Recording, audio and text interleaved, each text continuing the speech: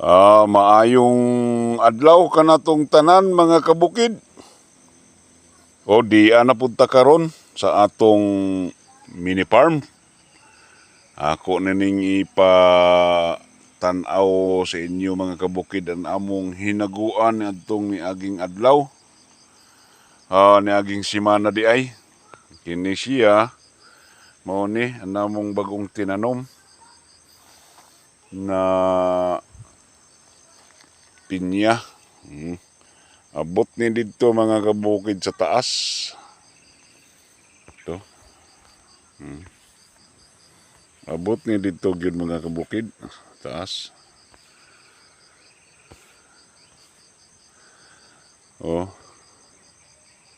Kini diri na nalimpyo namo.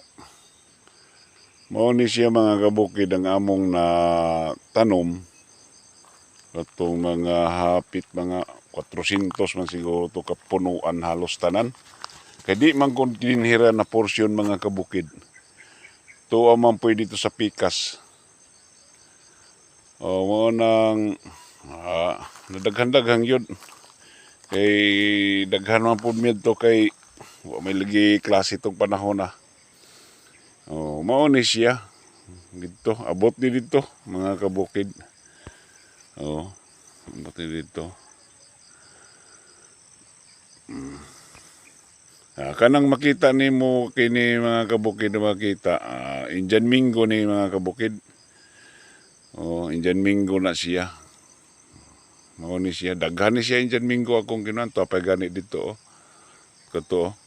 Indian Mingo gihapon na. Nang daghan ni diri. Naapoy atong kuan. Limonsito. Sa katuig pa ni siya na limonsito. Ano siya mga kabukid? Update rin ako ni mga kabukid sa inyo mga kabukid. Kay para pod ma-aware pod ang uban natong mga kaigsuonan na og na ilang yuta na matamnan tamnan gyud kay para naatay mapaabot mga kabukid nung mayong adlaw kanatong tanan. Amping ta kanunay. God bless you all. Bye-bye.